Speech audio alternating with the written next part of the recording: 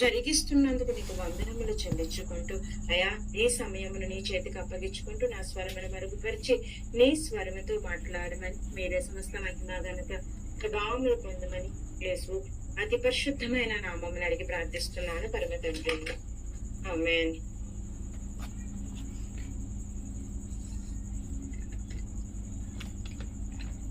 నిర్గమకాండము 30వ అధ్యాయము మొదటి నుంచి చదువుకుందాం.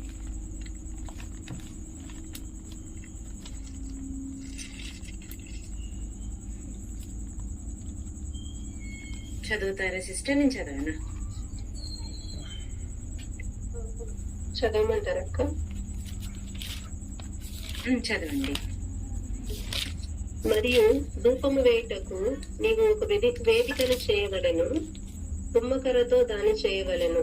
దాని పొడుగు ఒక మూర, దాని వెడల్పు ఒక మూర, అది చచ్చౌకముగా ఉండవలెను. దాని ఎత్తు 2 మూరలు, దాని కొమ్ములు దానితో ఏకాండమై ఉండవలెను. దాని పైభాగమునకును దాని 4 ప్రక్కలకును దాని కొమ్ములకును మేలిమి బంగారు రేకులు పొదిగించి దానికి చుట్టూ బంగారు జవను చేయవలెను. దాని జవకు దిగువను దానికి 2 బంగారు ఉంగరములు చేయవలెను. దాని 2 ప్రక్కల అందలి దాని 2 మూతల మీద వాటిని ఉంచవలెను. అవి దాని మోయు మోతకర్రలకు స్థలములు. ఆ మోతకర్రలను తుమ్మకర్రతో చేసి వాటికి బంగారు రేకు పొదిగింపవలెను. సాక్ష్యపు మందసము నొద్ద నుండి అడ్డతర ఎదుట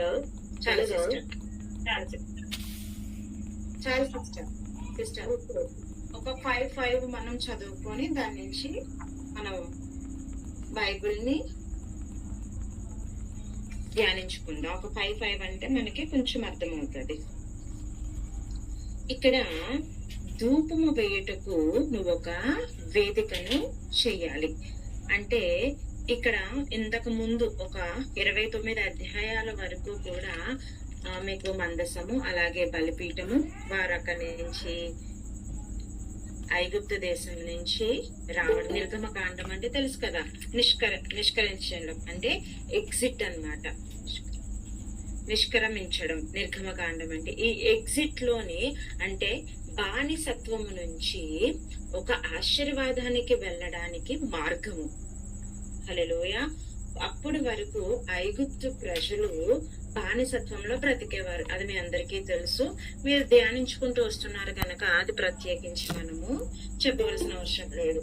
ఈ యొక్క నిర్గమకాండము మొత్తము ఈ యొక్క ఇజ్రాయేలీల ప్రజలు ఎలా విడిపించబడ్డారు, వీరి ఆజ్ఞలు 10 ఆజ్ఞలు, అలాగే వీరు జీవన విధానము, వీరు ఏ రీతిగా దేవుని స్తుతించాలి, ఏ రీతిగా ఆయన సన్నిధిలో వీరందరూ చేర్చబడాలి, ఆయన యొక్క సాక్ష్యపు మందసము అలాగే బలిపీఠము అలాగే ధూప వేదిక, వీటన్నిటి కొరకు కూడా దేవుడు చక్కగా ప్రతిదీ పిన్ టు పిన్ పాయింట్ ఆయన వాళ్ళకి బోధిస్తున్నారు. హల్లెలూయా, హల్లెలూయా. మన దేవుడు కూడా ఆయన ఏదన్నా ఒక ఆశీర్వాదానికి మనల్ని కనెక్ట్ చేయాలనుకుంటే ప్రతిదీ మనకి బోధిస్తారు. ఎలా అంటే మనం అనుకుంటాము, ప్రభువా ఇందులో వెళ్తే నేను ఆశీర్వదించబడతానా, ప్రభువా నేను ఈ రీతిగా వెళ్తే ఇది కరెక్టేనా అన్న మీరు ఎప్పుడైతే అడుగుతారో దేవుడు ఖచ్చితంగా మిమ్మల్ని గైడ్ చేస్తారు. ఏ రీతిగా అంటే నువ్వు ఒక దర్శనం ద్వారాను, ఒక దైవజనుడి ప్రాఫెసీ ద్వారాను, లేదంటే మనకు ఉన్నటువంటి ఆ యొక్క పరిధిలో మనము బైబిల్ ధ్యానించేటప్పుడు ఆ యొక్క బైబిల్ని మనం అందరము కూడా చదివేటప్పుడు దాని ద్వారా దేవుడు మనల్ని గైడ్ చేస్తాడు. ఆయన తనకున్నది ప్రతిదీ మూరలు లెక్కల చొప్పున ఆయన క్లియర్ గా అక్కడ వాళ్ళకి బోధించాడు. ఏ రీతిగా మీరు తుమ్మకర్రతో దాన్ని చెయ్యాలి అంటే ఏది తీసుకోవాలో కూడా ఆయనే చెప్తున్నారు. అలాగే దాని పొడుగు ఒక మూర, దాని వెడల్పు ఒక మూర, అంటే ఆ పొడుగు ఆ వెడల్పులు కూడా సమానముగా చేయమని చెప్పారు. అలాగే దానిని చౌకముగా ఉండవలను అంటే అది చాలా శ్రేష్టముగా చక్కగా ఉండాలని చెప్తున్నాడు. దాని ఎత్తు 2 మూరలు, దాని కొమ్ములు దానితో ఏకాండమై ఉండవలెను. దేవునికి స్తోత్రం, హల్లెలూయా. చూసారా, అంటే ఈయన ఒక ప్లాన్ చేస్తున్నాడు, ఒక ప్లాన్, ఒక కన్స్ట్రక్షన్ చేయడానికి ఆ బలిపీఠము లేదంటే ఆ ధూపం చేయుటకు ఆ ధూప వేదికని కన్స్ట్రక్షన్ చేస్తున్నాడు. ఇప్పుడు చూడండి, ఈ సమపాలలో వేయాలి, ఈ రీతిగా వెళ్ళాలి అంటే గూగుల్ మ్యాప్ ఎట్లా గైడ్ చేస్తుంది? Take left, straight and then right, take right అని ఎట్లా గూగుల్ మ్యాప్ మనకు చెప్తుంది? అలాగా టైంలో దేవుడు వీళ్ళకి స్వరము ద్వారా, ఎంత గొప్ప భాగ్యం అండి, ఎంత చక్కటి వివరణ. ఇంత మాత్రము వివరణ అంటే అప్పటి వరకు బానిసత్వంలో ఏ చదువు లేని వారిని ఆ బానిసత్వంలో నలిగిపోయి ఆ యొక్క కష్టంలో ఉన్న వారికి ఈయన ప్రతిదీ నేర్పిస్తున్నాడు. ఎంత చక్కటి దేవుడు. మనం కూడా అనుకుంటాం, ప్రభువా ఈ రోజు నా జీవితంలోని నేనేమీ నేర్చుకోలేదయ్యా, నాకు ఇంకా నా టైం అంతా వ్యర్థం, నా టైం అంతా అయిపోయింది ప్రభువా, నేను ఇంకా నాకు సమయం లేదయ్యా అనుకుంటాము. కానీ ఆయన ప్రతిదీ మనకి టీచ్ చేస్తారు, ఆయన ప్రతిదీ మనకి నేర్పిస్తారు, మాట్లాడతారు. ఒక స్టూడెంట్ ఒక టీచర్ దగ్గరికి వెళ్ళినప్పుడు ఎంత ఒబేగా ఉంటారో, ఎంత ఆ యొక్క క్రమశిక్షణతో ఆ యొక్క గురువు చెప్పేది ఆలకిస్తారో, మనము కూడా ఆయన సన్నిధికి అంతే వినయతతో వెళ్ళినప్పుడు దేవుడు మనకి మాట్లాడడం మొదలు పెడతాడు. మన జీవితంలో ఏ రీతిగా మన యొక్క ఆశీర్వాదాన్ని కన్స్ట్రక్షన్ చేసుకోవాలో ఆయన ప్రతిదీ మనకి గైడ్ చేస్తారు. హల్లెలూయా. ఇక్కడ అవి ప్రక్కన దాని కొమ్ములకు మేలిమి బంగారు రేకులు పెట్టాలి. అలాగే పొదిగించిన దాని చుట్టూ బంగారపు జవను చెయ్యవలెను. దాని జవకు దిగున దానికి 2 బంగారు ఉంగరములు చేయవలెను.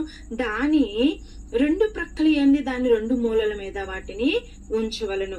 ఇక్కడ చూసినట్లయితే ఆ ధూప వేదిక కూడా చాలా వెండి బంగారము, ప్రశస్తమైన బంగారముతో, ఆ బంగారముతో దాని ఉంగరములు దానికి 2 కొమ్ములకి తగిలించమని, అట్ట రీతిగానే రేకును పొదిగించమని దేవుడు చెప్తున్నాడు. మీకు భూలోకంలోని పరలోకంలో దొరికే ఏకైక వస్తువు బంగారం అంట. పరలోక రాజ్యంలో బంగారం ఉంటది, అదే బంగారము ఈ భూలోకంలో కూడా ఉంటది. హల్లెలూయా, హల్లెలూయా. ఆయన అంటున్నాడు హగ్గేలు ఏమని, వెండి నాదే, బంగారము నాదే. అంటే మన తండ్రి అయితే మనదే.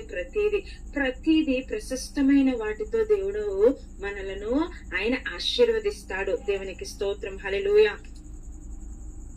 ఇక్కడ దాని మొయ్యి మోతకర్రలకు స్థలములు, ఆ మోతకర్రలకు తుమ్మకర్రతో చేసిన వాటికి బంగారపు రేకును పొదగాలి. అంటే ఆ యొక్క మరి వీళ్ళు ప్రతి చోటికి సంచారం చేస్తారు కదండి, సంచారంగా వెళ్ళాలి కదా, కనాను దేశం అంతా ప్రయాణం చేయాలి కదా. అప్పుడు ఈ బలిపీఠాన్ని కూడా వీళ్ళు ఏం చేయాలా, మోసుకుపోవాలన్నమాట. ఆ యొక్క ధూప వేదికను మోసుకుపోవడానికి తుమ్మకర్రలు, దానికి మరలా బంగారపు రేకును పొదిగించమని ఇక్కడ దేవుడు చెప్తున్నారు. దేవునికి స్తోత్రం, హల్లెలూయా. 6వ వచనము.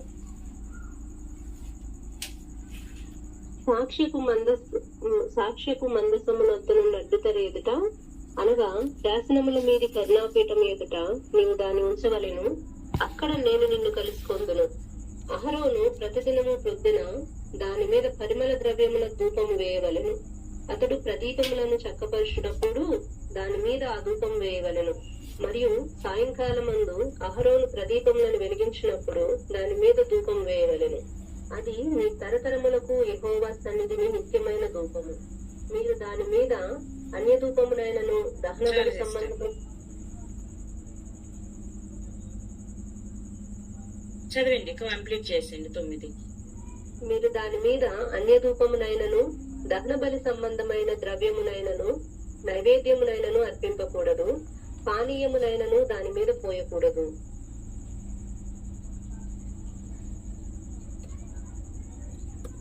దేవునికి స్తోత్రం, హల్లెలూయా. ఇక్కడ ఆ యొక్క ధూప వేదిక తయారు చేసిన తరువాత దానిని అసైన్ చేస్తున్నారు. ఎవరికి? అహరోనికి. అహరోను తెలుసు కదా, లేవీయుడు.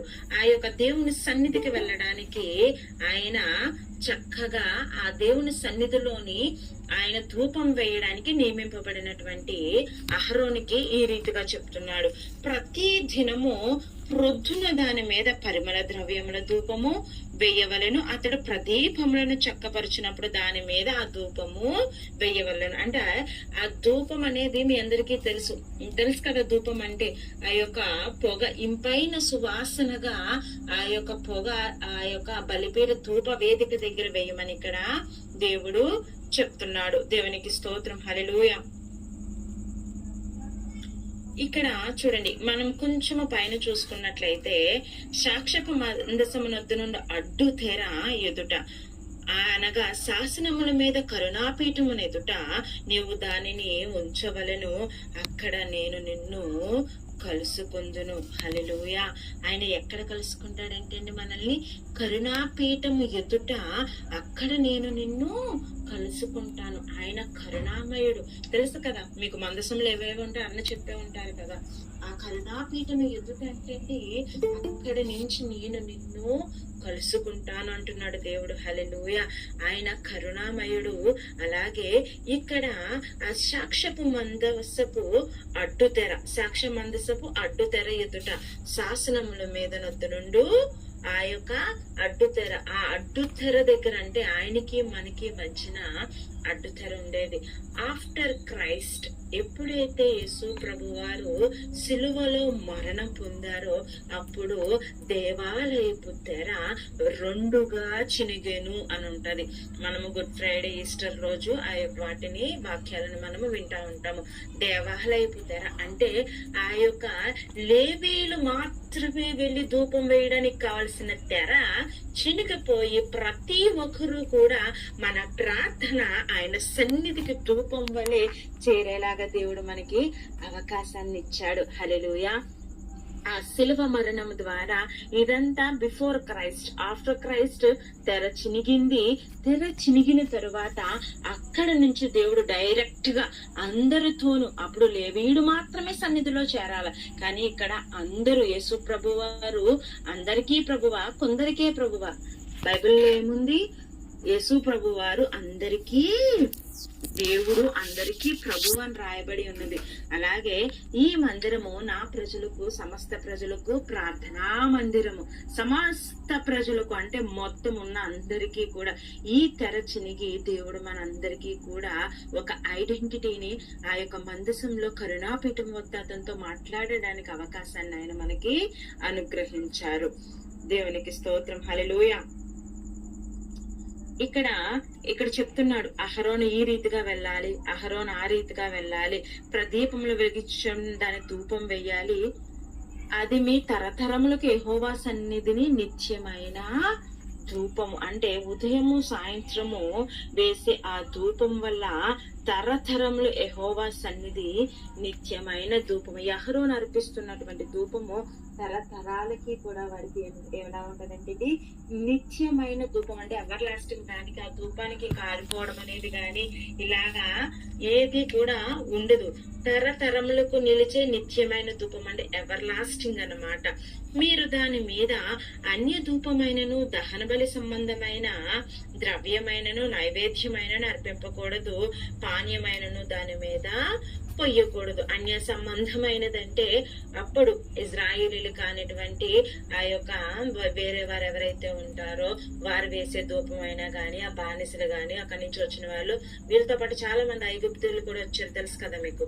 ఆ యొక్క ఫరో దగ్గర ఉన్నటువంటి వాళ్ళు కూడా ఈ సైన్యంలో చేరి వీరితో పాటు ఎర్ర సముద్రాన్ని వాళ్ళు దాటారు. వాళ్ళు గాని అన్యపరమైనవి ఏది కూడా నన్ను ఆచరించకుండా నా మీద మీరు ఏమి మీకు సంబంధించిన నిత్యమైన ధూపంగా ఉండాలి తప్ప అన్యపరమైనది ఏది ఇక్కడ ఉండకూడదని దేవుడు క్లియర్ గా చెప్తున్నాడు. దేవునికి స్తోత్రం, హల్లెలూయా. మరియు 10వ వచనము, మరియు అహరోను చల్లని సిస్టర్. మరియు అహరోను సంవత్సరమునకు ఒకసారి ప్రాయశ్చిత్తార్థమైన పాప పరిహారార్థ బలి రక్తము వలన దాని కొమ్ముల నిమిత్తము ప్రాయశ్చిత్తము చేయవలెను. మీ తరతరములకు సంవత్సరములకు ఒకసారి అతడు దాని నిమిత్తము ప్రాయశ్చిత్తము చేయవలెను. అది యెహోవాకు అతి పరిశుద్ధమైనది. మరియు యెహోవా మోషేతో ఇట్లనెను, నీవు ఇశ్రాయేలీయులను లెక్కింపవలెను. వారు లెక్కింపబడు వేలకు ప్రతివాడు యెహోవాకు తన ప్రాణ పరిక్రియ ధనము నిచ్చుకొనవలెను. అలాగు చేసిన ఎడల నీవు వారిని లెక్కించినప్పుడు వారిలో ఏ తెగుళ్ళు పుట్టదు. వారు ఇయ్యవలసినది ఏమనగా, లెక్కింపబడిన వారిలో చేరు ప్రతివాడును పరిశుద్ధ స్థలం యొక్క తులమును బట్టి అరతులము ఇయ్యవలెను. ఆ తులము 20 చిన్నములు. ఆ అరతులము యెహోవాకు ప్రతిష్టార్పణ. 20 సంవత్సరములు గాని అంతకంటే ఎక్కువ వయసు గాని కలవారే లెక్కింపబడిన వారిలో చేరు ప్రతివాడును యెహోవాకు అర్పణ ఇయ్యవలెను. అది మీ ప్రాణములకు పరిక్రియాధనముగా ఉండునట్లు యెహోవాకు అర్పణ ఇచ్చినప్పుడు ధనవంతుడు అరతులము కంటే ఎక్కువ ఇయ్యకూడదు, బీదవాడు తక్కువ ఇయ్యకూడదు. కంటిన్యూ చేయమంటారా? చాలు సిస్టర్. ఇక్కడ చూడండి, ఇది ఒక సిస్టర్ 5 వచనాలే కదా అనుకున్నాం మనము.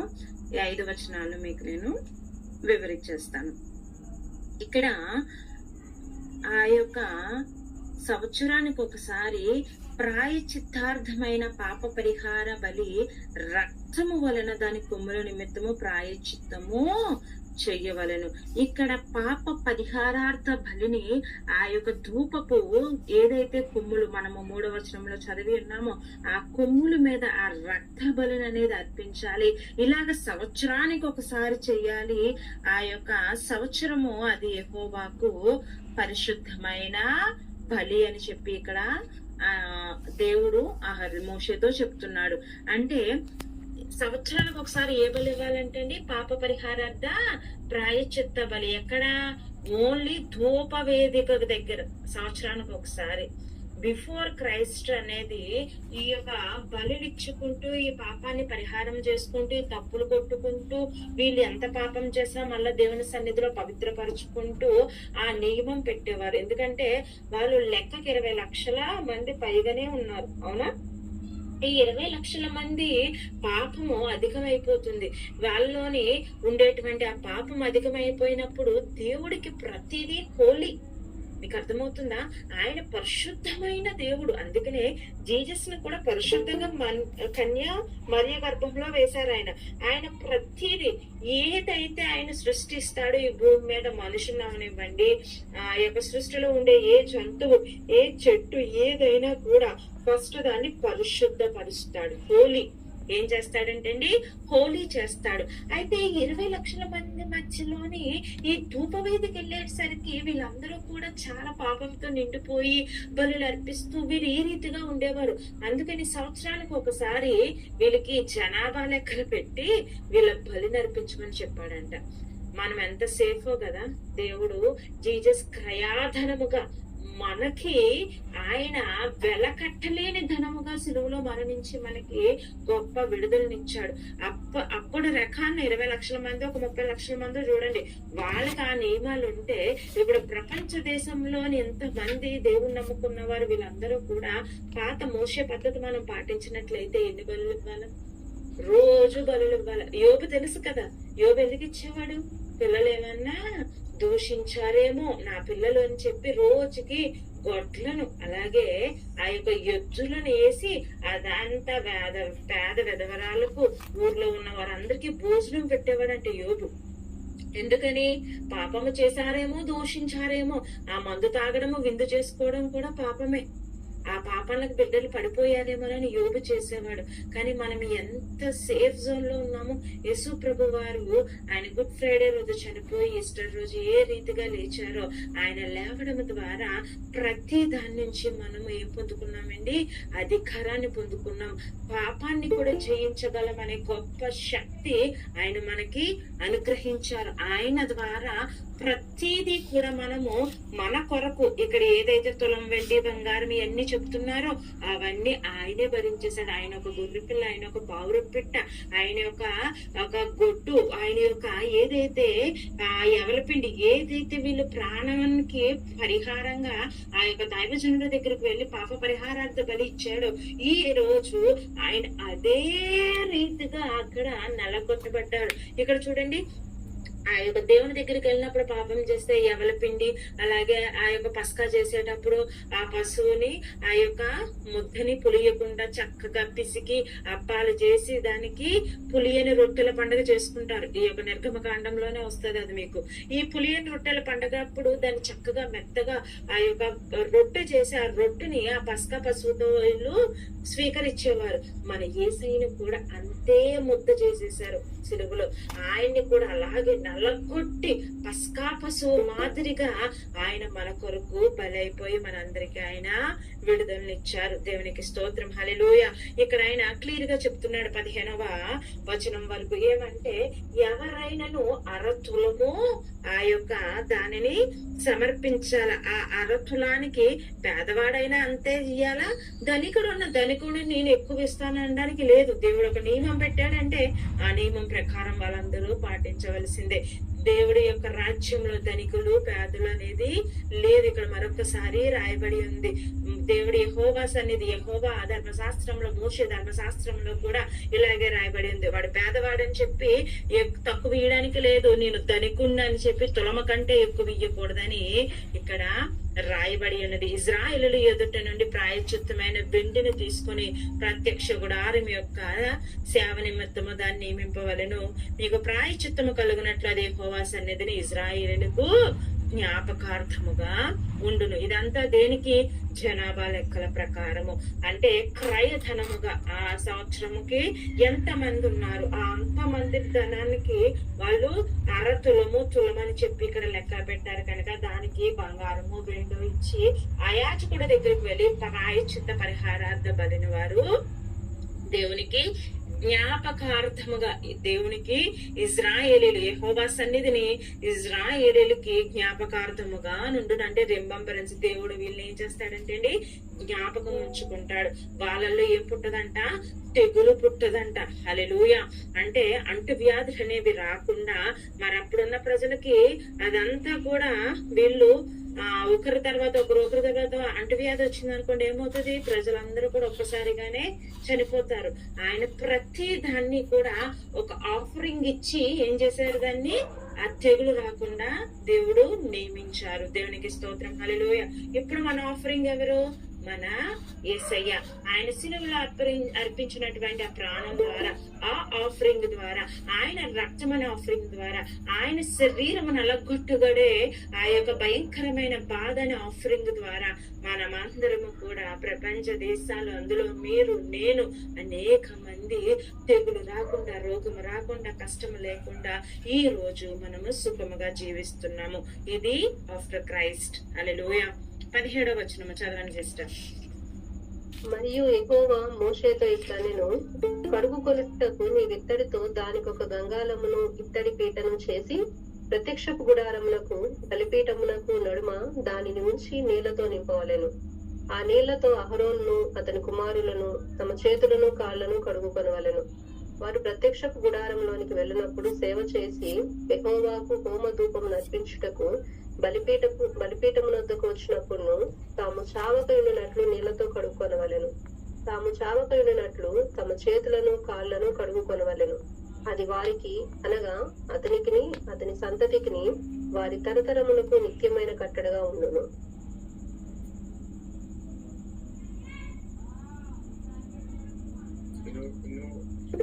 చాలు సిస్టర్.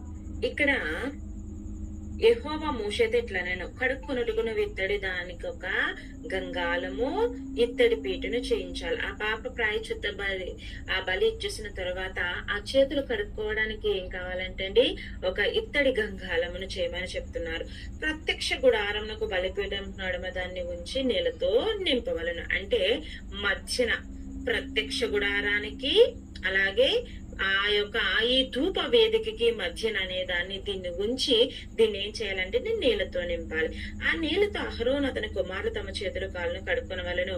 వారి ప్రత్యక్ష గుడారంలోకి వెళ్ళినప్పుడు సేవ చేసే హోమ ధూపం నర్పించడం బలిపీఠం నద్దకు వచ్చినప్పుడు తాము చావుకున్నట్లు నీళ్లతో కడుక్కొనవలెను. అంటే వీళ్ళ కాళ్ళను వీళ్ళ చేతులను ఏం చేసుకోవాలంటే కడుక్కోవాల. మలినం ఏది అంటకుండా, శరీరానికి అంటున్నటువంటి మంట, ఆ యొక్క మలినము గాని, ఆ యొక్క అంటు గాని అంటకుండా అహరోను కుమారులు ప్రత్యక్ష గుడారపు ఆ లోపలికి వెళ్తారు కనుక ధూపం వేయడానికి, వాళ్ళని పరిశుద్ధపరచడానికి ఇత్తడి గంగాళమును చేసి దాని ఇత్తడి పీటను కూడా అక్కడ వేసి చక్కగా దాని నుంచి వాళ్ళిద్దరూ కూడా పరిశుద్ధపరుచుకొని లోపలికి వెళ్ళాలని దేవుడు వారికి బోధిస్తున్నాడు.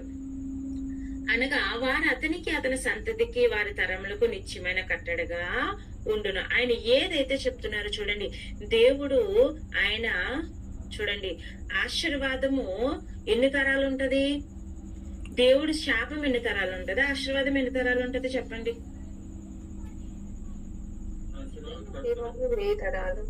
ఎవరికైనా తెలుసా? ఆశీర్వాదాలు, శాపము 3-4 తరాలు. Very good. శాపం ఎన్ని తరాలు? 3-4 తరాలు, అంటే 4 తరాలు వేసుకోండి. కానీ ఆశీర్వాదం ఎన్ని తరాలు అంటే 1000 తరాలంట. దేవునికి స్తోత్రం, హల్లెలూయా. ఆయన శపిస్తే 4 తరాల వరకే ఆ శాపం ఉంటది. అక్కడి నుంచి ఆ యొక్క శాపం టర్న్ ఇంటూ బ్లెస్సింగ్ ఏమవుతుందండి, ఆ యొక్క పాపపు కాడి, ఆ శాపపు కాడి విరిగిపోయి 5వ తరం నుంచి 1000 తరాల వరకు ఆయన కట్టెలను, ఆయన ఆజ్ఞలను, ఆయన నియమాలు పాటించిన వారికి 1000 తరాల వరకు ఆశీర్వదిస్తాడంట మన దేవుడు. హల్లెలూయా, హల్లెలూయా. ఎవర్ లాస్టింగ్ అష్యూరెన్స్ అన్నమాట, మనకి నిత్యమైన కట్టడ. ఇంకా దీనిలోని ఏది కూడా మనకి దేనికి కూడా ఇందులోని మార్పు అనేది లేదు. దేవునికి స్తోత్రం, హల్లెలూయా. చదవండి సిస్టర్. మరియు యెహోవా మోషేతో ఇట్లా, నేను నీవు ముఖ్యమైన సుగంధ సంభారములలో పరిశుద్ధ స్థల సంబంధమైన తులము చొప్పున అచ్చమైన గోపరసము 500 తులములను, ఇదందరికి కూడా సిస్టర్ చదువుతున్నప్పుడు పెన్ను పెట్టి సిస్టర్ ఏదైతే వచనం చదువుతున్నారో అలా అండర్లైన్ చేసుకుంటూ వెళ్ళండి. ఇది చాలా ఇంపార్టెంట్. నిర్గమకాండము 30వ అధ్యాయము 22వ వచనం చదువుతున్నారు సిస్టర్. అక్కడ నుంచి మీరు ఒక పెన్ను తీసుకొని దాన్ని అంతటిని బైబిల్లోనే అండర్లైన్ చేసుకోండి నేను చెప్పే వరకు. చదవండి సిస్టర్. మరియు యెహోవా మోషేతో ఇట్లా, నేను నీవు ముఖ్యమైన సుగంధ సంభారములలో పరిశుద్ధ స్థల సంబంధమైన తులము చొప్పున అచ్చమైన గోపరసము 500 తులములను, సుగంధము గల లవంగి పట్ట సగము అనగా 250 తులముల ఎత్తును, నిమ్మగడ్డి నూనె 250 తులముల ఎత్తును, లవంగి పట్ట 500 తులములను, ఒలీవ నూనె సంభారమును 3 పళ్ళను తీసుకొని వాటిని ప్రతిష్టాభిషేక తైలము అనగా సుగంధ ద్రవ్య మేలకుని పని అయిన పరిమళ సంభారముగా చేయవలెను. అది ప్రతిష్టాభిషేక తైలమగును. ఆ తైలముతో నీవు సాక్ష్యపు గుడారమును,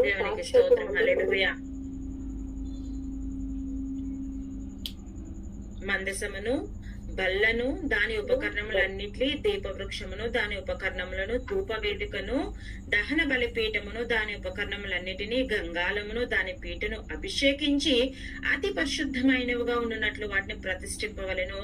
ఆ వాటిని తగులు ప్రతి వస్తువును ప్రతిష్ఠిత మగును. హల్లెలూయా.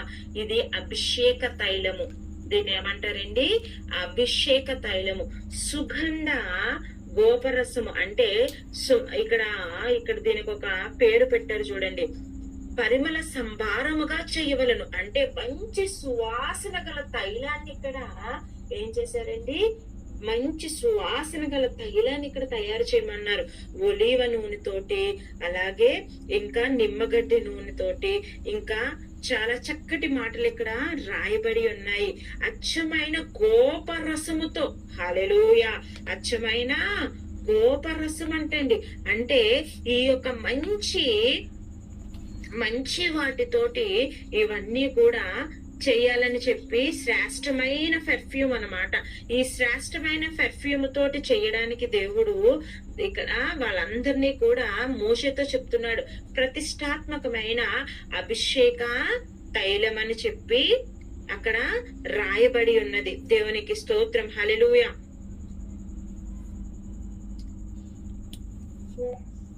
హల్లెలూయా. చూడండి, ఈ అభిషేక తైలమును అంటే అండి ఆ యొక్క మందసము దగ్గర, అలాగే సాక్ష్య గుడారము దగ్గర, అలాగే బల్ల మీద, దాని ఉపకరణములన్నిటి మీద, ప్రతి చోట దాన్ని ఏం చేయాలంటే అండి మనము వాళ్ళు ప్రతిష్ఠించి చిలకరించాలి. దానితో ఎప్పుడైతే చేస్తారో అదేమవుతుందంటే అండి ప్రతిష్ఠితం అవుతుంది. అంటే అదంతా కూడా దేవునికి సంబంధించింది అవుతుంది. దేవునికి ఆ యొక్క తైలము ఏంటంటే అభిషేక తైలము, దాని ద్వారా పరిశుద్ధ పరచబడుతుంది.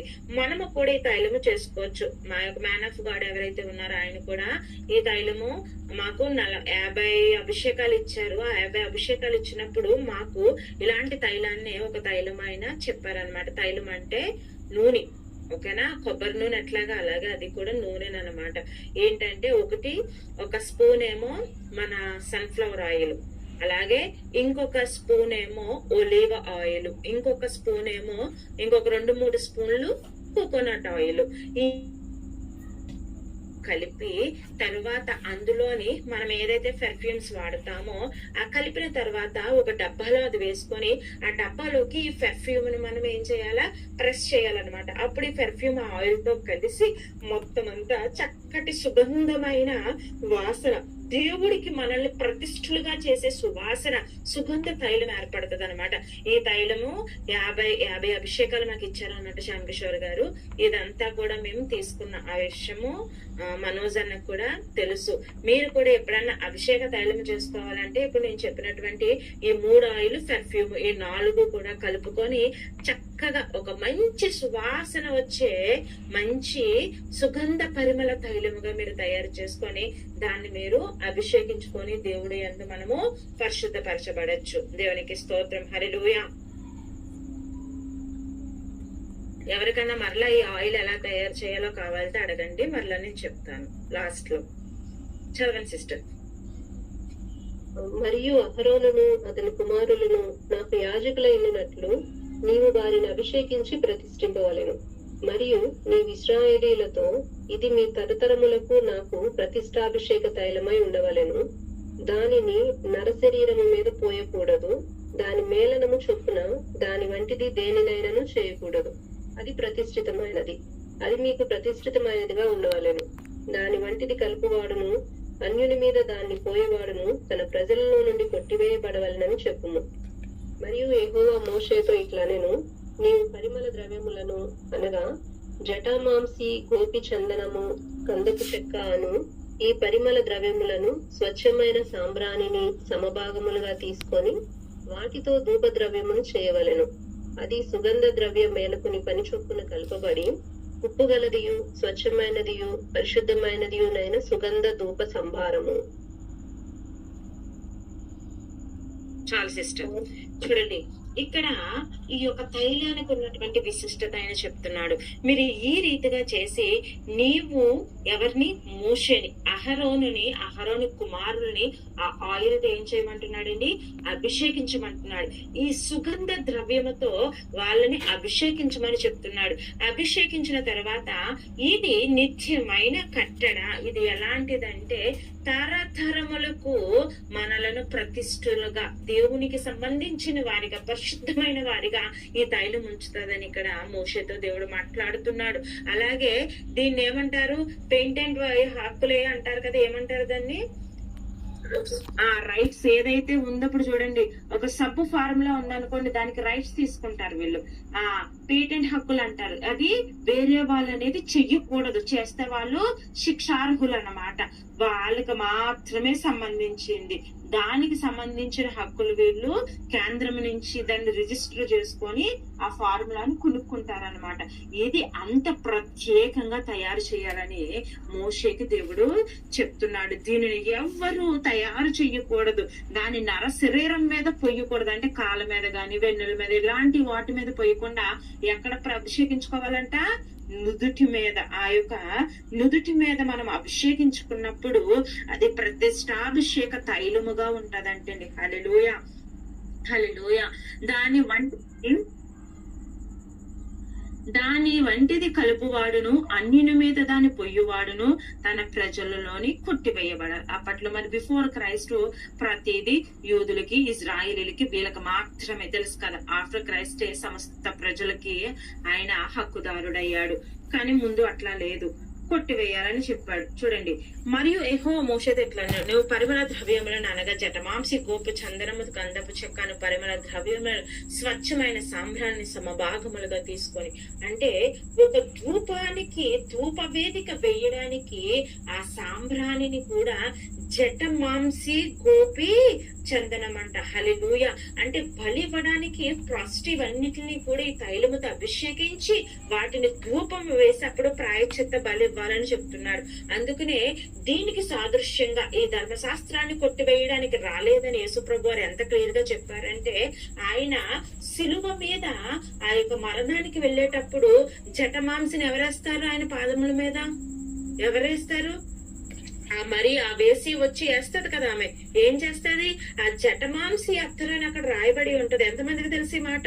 ఆ జటమాంసి అత్తరు ఆయన పాదములు కడిగి ఆ కురులతో తుడిచి ఆయన అంటాడు, భూస్థాపితానికి ముందర, అంటే నా మరణానికి ముందర ఈ యొక్క పశువు, పస్కా పశువు దేవుడు స్వీకరించడానికి ఆయనను ఒక పరిమళంగా, అంటే ఒక సువాసన వచ్చే రీతిగా ఆమె చక్కటి అత్తరుతో ఆమెను అతన్ని అభిషేకించింది. దేవునికి స్తోత్రం. హల్లెలూయా, హల్లెలూయా.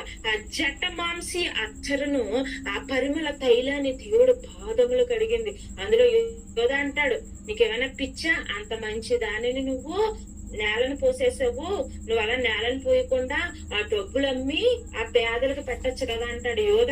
3 డబ్బులు వస్తాయి కదా, అంటే అందులో కొట్టేయచ్చు, లేదంటే ఆ డబ్బులు మళ్ళీ యేసుప్రభు వారు కూడా కానుకిస్తుంది. అప్పుడు అతను వచ్చి అమ్మారనుకో కానుక కూడా ఇస్తారు, ఆ కానుక తీసుకోవచ్చు, ఆ పేదలకి పెట్టచ్చు అంటాడు. కానీ ప్రతిదీ కూడా ధర్మశాస్త్రబద్ధంగా ఆయన మనము ప్రతిసారి ప్రాయశ్చిత్త బలి ఇవ్వకుండా యేసు ప్రభు వారు పిన్ టు పిన్ పాయింట్ ధర్మశాస్త్రగా అనుగుణముగా ఆయన సిలువలో మరణాన్ని ఆయన పొందారు. తరువాత 3వ రోజు చెప్పిన రీతిగా ఆయన పునరుద్ధారణుడై పరిశుద్ధాత్మ ద్వారా మనలోని నిత్యము తరతరములు మీరు ప్రతిష్ఠులుగా ఉందరు, తరతరముల ప్రతిష్ఠ అభిషేక తైలముగా మీరు అభిషేకించబడతారని చెప్పిన మాట ఆయన చనిపోయిన తర్వాత అందరి మీదకి ఏకరీతిగా ఆత్మ కుమ్మరించబడింది. హల్లెలూయా.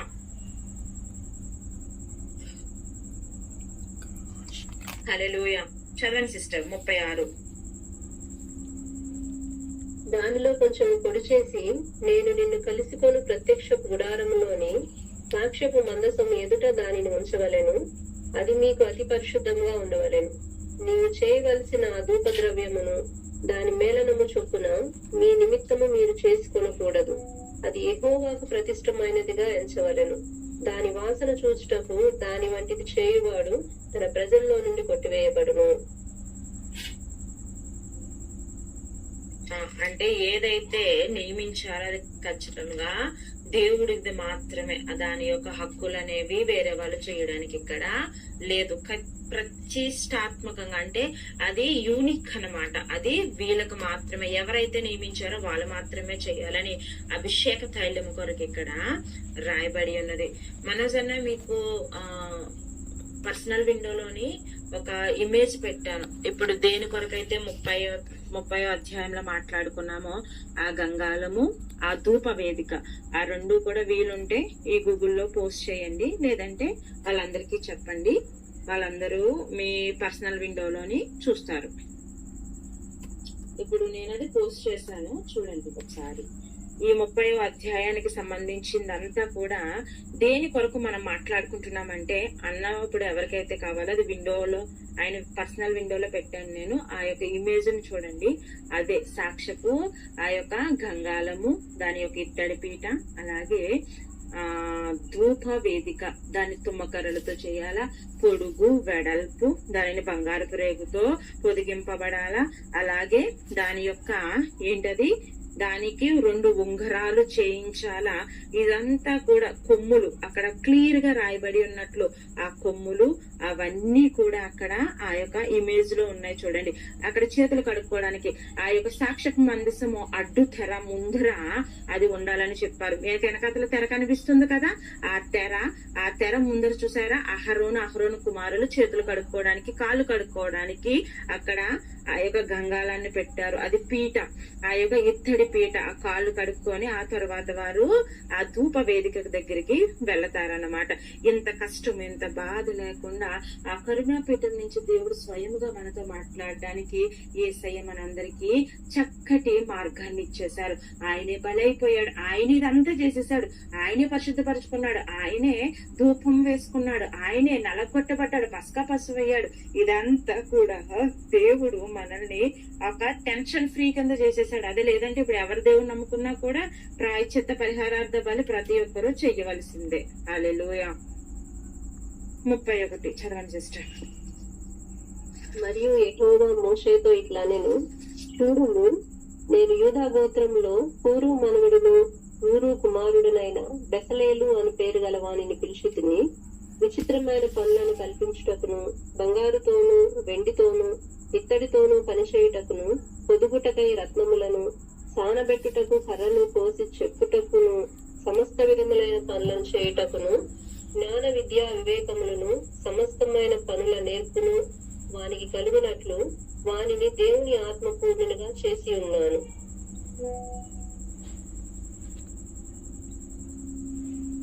దేవునికి స్తోత్రం. హల్లెలూయా. ఇక్కడ దేవుడు హూరు యొక్క యూదా గోత్రంలో హూరును చూడుము, నేను యూదా గోత్రంలో ఊరు కుమారుడైన బెసలేలు అని పేరు గల వానిని పిలచితిని. ఇది కూడా అండర్లైన్ చేసుకోండి. ఇదంతా కూడా బెసలేల అభిషేకము. ఏ అభిషేకం అండి?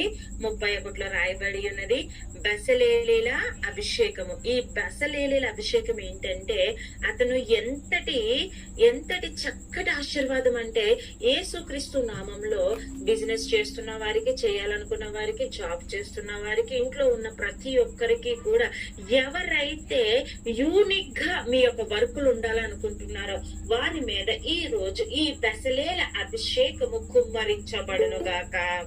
ఆమె ఈ యొక్క బెసలేల అభిషేకం ఏంటంటే విచిత్రమైన పనులు చేస్తారంట. వీళ్ళు విచిత్రమైన పని చేస్తాడంట. పొదుటకు రత్నములు, సానపెట్టుటకు కర్రను కోసి చెప్పుటకు, సమస్త విధములైన పనులు చేయుటకు, జ్ఞాన విద్య వివేకములు, సమస్తమైన పనులలో నేర్పును. హల్లెలూయా.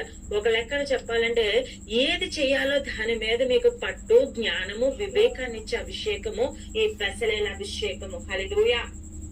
హల్లెలూయా. అంటే మీరు ఏదైనా కట్టడం కడితే వెంటనే ఆ కట్టడము సుందరంగా మారిపోతుంది అంటండి. ఎందుకంటే మీరు ఎవరి చేత అభిషేకించబడ్డారు? యేసయ్యతో బెసలేల అభిషేకించబడ్డారు కనుక ఆ అభిషేకం మీలో పనిచేస్తుంది. మీరు ఒకవేళ గృహిణియా, ఇంట్లో వంట చేస్తారా? మీరు చేసిన వంట చాలా శ్రేష్టముగా, ఆరోగ్యకరముగా, ఆ యొక్క బిడ్డలు తినగా, అనేక మందికి పెట్టగా, చక్కటి నైపుణ్యంతో ఉండేలాగా దేవుడు మనను అభిషేకిస్తాడు. మీరు ఏ పనిలో ఉంటే ఆ పనిలో బెసలేల అభిషేకము పని చేస్తాది. హల్లెలూయా. ఇది జ్ఞాన విద్య వివేకములు సమస్త పనుల మీద మరలా దేవుని ఆత్మ పూర్ణునిగా, అంటే ఎక్కడ మధ్యలో ఆగిపోదు. మీరు మొదలుపెట్టిన పని ఇది మొదలు పెట్టారంటే ఖచ్చితంగా దాన్ని ముగించి తీరుతారు. హల్లెలూయా. ఆత్మపూర్ణునిగా చేసి ఉన్నాను. ఎవరిని? బెసలేలేని. ఈ రోజు అలాంటి అభిషేకము మీకు, నాకు, ఈ గ్రూప్ లో ఉన్న కుటుంబ సభ్యులకు, వారికి అందరికి యేసు అనుగ్రహించును గాక. ఇది కూడా అండర్లైన్ చేసుకోండి. బెసలేల అభిషేకం చాలా ఇంపార్టెంట్. చదవండి సిస్టర్. మరియు నేను దాను గోత్రములోని అహీసామాకు కుమారుడైన అహోలియాబును అతనికి తోడు చేసి తిని, నేను నీకు ఆజ్ఞాపించినవన్నీ చేయనట్లు జ్ఞాన హృదయులందరి హృదయములలో జ్ఞానమును ఉంచి ఉన్నాను. ప్రత్యక్షపు గుడారమును, సాక్ష్యపు మందసమును, దాని మీద ఉన్న కరుణాపీఠమును, ఆ గుడారపు ఉపకరణములన్నిటినీ, బల్లను, దాని ఉపకరణములను, నిర్మలమైన దీపవృక్షమును, దాని ఉపకరణములన్నిటినీ, ధూపవేదికను, దహన బలిపీఠమును, దాని ఉపకరణములన్నిటినీ, గంగాళమును, దాని పీటను, యాజక సేవ చేయనట్లు సేవా వస్త్రములను, యాజకుడైన అహరోను యొక్క ప్రతిష్ఠిత వస్త్రములను, అతని కుమారుల వస్త్రములను, అభిషేక తైలమును, పరిశుద్ధ స్థలము కొరకు పరిమళ ధూప ద్రవ్యములను నేను నీకు ఆజ్ఞాపించిన ప్రకారముగా వారు సమస్తమును చేయవలెను. ఇక్కడ యూదా గోత్రముల నుంచి బసలేలు, దాను గోత్రంలోంచి అహోలియాబు, ఈ ఇద్దరిని కూడా ఆ యొక్క సాక్ష్యపు మందసము, ప్రత్యక్ష గుడారము, అలాగే ఆ యొక్క బలిపీఠము, బల్ల, దాని ఉపకరణములు, అలాగే అహరోను యొక్క వస్త్రములు, వారి పిల్లల యొక్క వస్త్రములు ఎంతో చక్కగా చచౌక్యముగా, అంటే ఎక్కడా లేని రీతిగా యూనిక్ గా చేయడానికి వీళ్ళకి పని అనుగ్రహించారంట. అంటే బసలేల అభిషేకం అంటే చాలా ఒక ప్రతిష్టమైన పనులు చేసేటటువంటి ఆ యొక్క అభిషేకము. ఈ రోజు ప్రతిష్టముగా మీరు ఏ పని చేసినా కూడా అది పరిశుద్ధముగా ప్రతిష్టముగా దేవునికి ఉండునుగాక. హల్లెలూయా. ఆ దాని పని కొరకు వీళ్ళిద్దరిని అక్కడ ఆయన నియమించారు. 12వ వచనము చదవండి సిస్టర్. మరియు యెహోవా మోషేతో ఇట్లనెను, నీవు ఇశ్రాయేలీయులతో నిజముగా మీరు నేను నియమించిన విశ్రాంతి దినములను ఆచరింపవలెను, మిమ్మల్ని పరిశుద్ధపరచు యెహోవాను నేనే అని తెలుసుకున్నట్లు అది మీ తరతరములకు నాకును మీకును గుర్తగును. కావున మీరు విశ్రాంతి దినము ఆచరింపవలెను, నిశ్చయముగా అది మీకు పరిశుద్ధము. దానిని అపవిత్రపరచువాడు తన ప్రజల్లో నుండి కొట్టివేయబడును. 6 దినములు పని చేయవచ్చును, 7వ దినము యెహోవాకు ప్రతిష్ఠితమైన విశ్రాంతి దినము. ఆ విశ్రాంతి దినమున పనిచేయు ప్రతివాడును తప్పక మరణ శిక్ష నొందును. ఇశ్రాయేలీయులు తమ తరతరములకు విశ్రాంతి దినాచారం అనుసరించి ఆ దినము ఆచరింపవలెను, అది నిత్య నిబంధన. నాకును ఇశ్రాయేలీలకును అది ఎల్లప్పుడూ గురుతై ఉండును. ఏలయనగా 6 దినములు యెహోవా భూమి ఆకాశమును సృజించి 7వ దినమున పని మాని విశ్రమించినని చెప్పుము. మరియు ఆయన సీనాయి కొండ మీద మోషేతో మాట్లాడుట చాలించిన తరువాత ఆయన తన శాసనములు గల 2 పలకలను, అనగా దేవుని వేలుతో రాయబడిన రాతి పలకలను అతనికిచ్చాను. చాలు సిస్టర్. ఇక్కడ ప్రతిష్ఠితమైన దినము ఏ దినమండి? విశ్రాంతి దినం. అది ఎప్పుడు? రేపే, సండే రోజున మనము విశ్రాంతి దినాన్ని పాటిస్తాము. ఈ విశ్రాంతి దినము 6 రోజులు కష్టపడి పనిచేస్తాము, 7వ రోజు విశ్రమించాడు మన దేవుడు. అది ప్రతిష్టంగా ఆయన ఏ పని అయితే చేశాడో అది మనకి కూడా ఉండాలని 7వ దినమును విశ్రాంతి దినముగా దేవుడు ప్రకటించాడు. ఆ దినము 7వ దినము విశ్రాంతి దినము ఆదివారము. అది ఖచ్చితంగా మనం అందరము పాటించాలి. ఈ రోజు చూడండి, అది పాటించిన వాళ్ళు మరణ శిక్ష పొందుతారంట. మరి ఈ రీతిగా ధర్మశాస్త్రంలో ఉంటే ఎంతమంది మరణ శిక్ష పొందాలి ఇప్పుడు? అవునా కదా? ఎంతమంది పాటిస్తారు విశ్రాంతి దినాన్ని? చాలా మంది వెళ్తారు, చాలా మంది వెళ్ళకపోకుండా ఉంటారు. కొంతమంది క్రిస్టియన్ గ్రూపుల్లో అయితే క్రిస్టియన్సే చాలా మంది దేవుని యొక్క విశ్రాంతి దినమును పాటించరు. వెళ్తే ఏం జరుగుతుంది? వెళ్తే ఏముంది? ఆ రోజు ఆదివారం, ఆ రోజే కక్క ముక్క తినాలి, ఆ రోజే వండుకోవాలి, ఆ రోజు అన్ని చేసుకోవాలి, ఇన్ని పనులు ఉంటాయి అంటారు. కానీ ఎన్ని పనులున్నా విశ్రాంతి దినాన్ని పరిశుద్ధంగా మనము పాటించాల. అది నిత్యమైన కట్టడ. దాన్ని ఎప్పుడు కూడా మనము మీరకూడదు. ఏదన్నా ఒంట్లో బాగోలేని పరిస్థితి, ఏదన్నా అనివార్య కార్యాలైతే ఈ మధ్య కాలంలో యూట్యూబ్ లో కూడా వస్తున్నాయి. కాబట్టి మీ యొక్క దైవజనుని యొక్క యూట్యూబ్ లింక్ ను చూసుకొని అలాగన్నా సరే మీరు విశ్రాంతి దినాన్ని పాటించాలి. కానీ ప్రతి క్షణము, ప్రతి వారము, ప్రతి ఒక్క నెలలో మీరు ఖచ్చితంగా దైవజనుని కనపరుచుకోవాలా. ఆ యొక్క దేవుని సన్నిధికి వెళ్ళాలా. సహవాసం చాలా ఇంపార్టెంట్. ఎప్పుడు ఆన్లైనే కదా, చాలా బాగుందిలే, ఎప్పుడు యూట్యూబ్ లింకుల్లోనే చూసేద్దాం అనుకోవడం చాలా తప్పు. ఎప్పుడు కూడా దేవుడు ఒక నియమాన్ని పెట్టారంటే నియమం ప్రకారము మీరు ఏ సంఘాలకైతే వెళ్తున్నారో ఆ సంఘంలో దైవజనుని దగ్గరికి మీరు వెళ్ళాలా. దేవునికి స్తోత్రం, హల్లెలూయా. అట్టి రీతిగా చేసినట్లయితే మీరందరూ విశ్రాంతి దినమున పాటించిన వారు అవుతారు. ఇక్కడ అదే చెప్తున్నారు. మోషేకి ఏదైతే సీనాయి కొండ మీద మోషేకి ఇచ్చినటువంటి రాతి పలకల గురించి దేవుడు మరొకసారి ఇక్కడ ప్రస్తావించారు. హల్లెలూయా. 32వ అధ్యాయం త్వరగా చదవండి సిస్టర్. మోషే కొండ దిగకుండా తడువు చేయుట ప్రజలు చూసినప్పుడు ఆ ప్రజలు అహరోను వద్ద కూడి వచ్చి, లెమ్ము, మా ముందర నడుచుటకు ఒక దేవతను మా కొరకు చేయము. ఐగుప్తులో నుండి మమ్మల్ని రప్పించిన మోషే అనువాడు ఏమాయనో మాకు తెలియదని అతనితో చెప్పిరి. అందుకు అహరోను, మీ భార్యలకు, మీ కుమారులకు, మీ కుమార్తెలకు చెవులనున్న బంగారు పోగులను తీసి నా ఎద్దకు తెండని వారితో చెప్పగా ప్రజలందరూ తమ చెవులనున్న బంగారు పోగులను తీసి అహరోను నొద్దకు తెచ్చిరి. అతడు వారి యొద్ద వాటిని తీసుకొని పోగలతో రూపమును ఏర్పరిచి దానిని పోత పోసిన దూడగా చేసెను. అప్పుడు వారు, ఓ ఇశ్రాయేలు, ఐగుప్తు దేశంలో నుండి నేను రప్పించిన నీ దేవుడు ఇదే అనిరి. అహరోను అది చూసి దాని ఎదుట ఒక బలిపీఠం కట్టించెను. మరియు అహరోను రేపు యెహోవాకు పండుగ జరుగునని చాటింపగా మరునాడు వారు ఉదయమున లేచి దహన బలులను సమాధాన బలులను అర్పించిరి. అప్పుడు జనులు త్రింటకును త్రాగుటకును కూర్చుండి ఆడుటకు లేచిరి. చాలా సిస్టర్, ఇక్కడ చూడండి, ఇక్కడ అంతా కూడా దేవుడు మోషేతో మాట్లాడుతున్నాడు. దేవుడు మోషేతో మాట్లాడి ఆ యొక్క మోషే సినాయి పర్వతం మీదకి వెళ్ళి రావడం ఆలస్యమైందంట.